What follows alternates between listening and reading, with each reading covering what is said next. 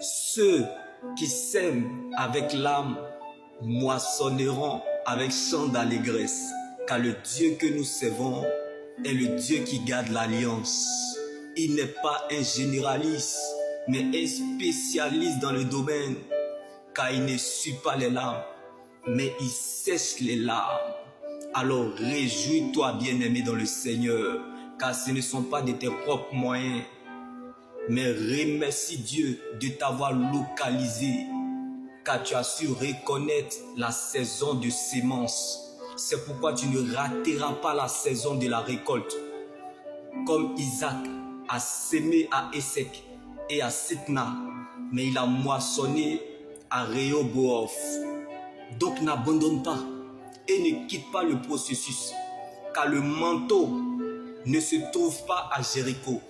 Le manteau ne se trouve pas à Gigal, mais après le Jourdain.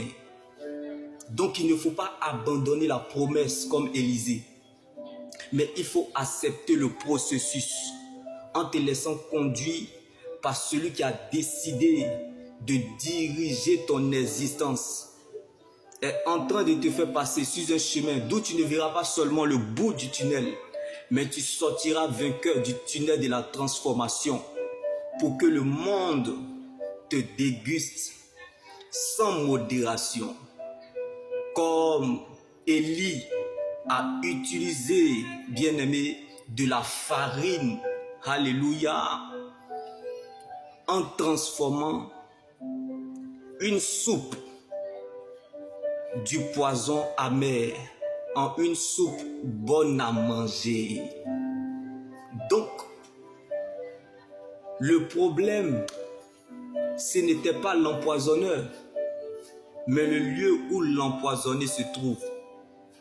Donc, le mal, c'est la maladie du péché. Et non Jésus-Christ le médecin. Car le péché est le plus grand poison. Ce n'est pas la maladie du sida qui tue le sidéen, mais plutôt l'information. Le péché provoque parfois des combats inattendus que Dieu n'a pas prévus et ferme la bouche de notre témoignage. Quand Dieu reproduit le même miracle dans la vie d'une personne, il exagère dans la bénédiction. Dieu accorde, mais c'est notre désobéissance qui tue la gloire. Je ne connais pas ta situation, mais c'est une question de déplacement. Tu demandes à Dieu de te bénir, mais tu refuses de bouger. Et si la bénédiction ne descendait pas là où tu es, mais t'attendais là où tu dois aller. Donc, change de position et très bientôt mon Dieu te repositionnera. Comme Élisée a utilisé du sel en transformant une eau morte en une eau saine et douce. Accepte le brisement. Si vous n'êtes pas brisé sur la terre, c'est que le ciel n'a rien à vous offrir. Laisse ces épreuves te conduire là où Dieu t'attend. Laisse Dieu accomplir son œuvre dans ta vie, car ta vie détermine quelque chose. Comme David dans la bataille contre Goliath, l'Éternel est devenu serveur. Dieu s'est donc servi de David dans la bataille contre Goliath pour accomplir son œuvre dans la vie du peuple d'Israël. Dieu t'introduira là où personne n'a cru ou pensé te voir entrer un jour. Parce que lorsqu'il met son choix sur toi, tu ne peux pas arrêter le message. Comme David a porté Goliath en un jour, Dieu mettra fin aux oreilles de Satan sur ton chemin et fera la différence à ton sujet. Comme Dieu a nommé Saül, mais il a choisi David. Ce qui est né de parents humains est humain.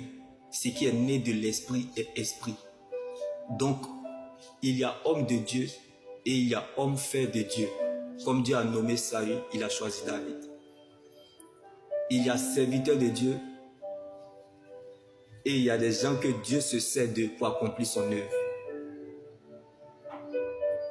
Car la crainte de l'Éternel Jésus est le commencement de la sagesse, mais Christ est la fin de la sagesse. Donc prêcher ne veut pas dire adorer Jésus. Car Saül, le roi, était assis sur le trône depuis 25 ans, mais Dieu n'était plus avec lui. On ne peut parler de l'évangile si on a été appelé. Si tu marches avec Dieu et ce qu'on doit te dire, ça doit toujours te plaire, c'est que tu ne marches pas avec Dieu. Si on t'explique l'évangile et tu as compris, c'est qu'on t'a mal expliqué. Car on ne marche pas par la vue, mais par la foi. Le royaume de Dieu n'est pas là pour épater la galerie, mais de dire la vérité. Car Dieu prend plaisir à l'obéissance. Car il ne se trouve pas à la parole, mais plutôt dans sa parole. Donc il est impossible pour un réfugié de se retrouver à la royauté. Car la royauté ne se vit pas à l'extérieur, mais plutôt à l'intérieur du royaume, dans sa parole. Dieu, c'est sa parole. Dieu, c'est son œuvre. Dieu, c'est le chemin. N'est pas facile, mais il reste le chemin. Dieu, ce sont ses voies, sont insondables et impénétrables. Donc si quelqu'un te dit, je sais comment cela va finir, cela ne vient pas obligatoirement ou forcément de Dieu. Car les voies de Dieu sont insondables et impénétrables. Voir, ce n'est pas de la croyance, c'est du fétichisme. Mais croire va t'emmener à compter et à dépendre de Dieu, de sa parole. C'est de ça qu'il s'agit, bien-aimé. Alors ne te laisse pas impressionner par les hommes, par la réalité de ce que tu vis aujourd'hui. Mais laisse-toi influencer par Dieu en marchant par révélation. Car ce n'est pas la joie du moment qui compte pour Dieu, mais plutôt la finalité de son plan qu'il a déjà établi pour notre vie. L'homme spirituel ne tient pas compte du commencement, mais marche vers la fin. Car la course ne s'arrête pas au milieu, mais plutôt à la fin. Comme Paul a combattu le bon combat, il a achevé la course en gardant la foi. C'est pourquoi nous courons vers le même but, en poursuivant notre course, pour remporter le prix attaché à l'appel que Dieu nous a adressé dans le haut du ciel, en union avec le Seigneur Jésus. Alors attache-toi à ce que tu crois, à la parole de Dieu et la même puissance de Dieu sur ta vie. Il y a des gens que Dieu cherche, comme Dieu a choisi David. Car la destinée te prépare. Mais il y a des gens qui cherchent Dieu, comme Dieu a nommé Saül. La recherche de l'approbation des hommes peut vous détourner de la voie de Dieu. La gloire qui attire le regard des hommes vers les hommes, comme Dieu a rejeté Saül. Ce n'est pas facile, mais pas impossible d'y sortir. Car l'Éternel t'attend à la sortie de l'épreuve. La gloire qui attire le regard des hommes vers Dieu. Comme Dieu s'est servi de David pour accomplir son œuvre dans la vie du peuple d'Israël, en portant Goliath, qui les avait transportés dans la peur, dans l'humiliation, dans la frustration. Les obstacles de la vie arrivent. La frustration qu'on nous méprise arrive.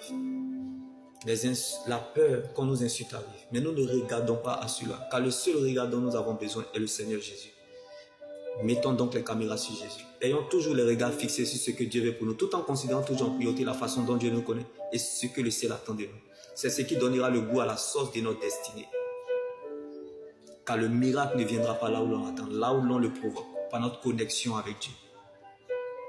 Car les fruits que nous recherchons pour notre liberté dépendent de notre relation avec Dieu. Car c'est de notre relation avec Dieu que découle tout le reste. Shalom.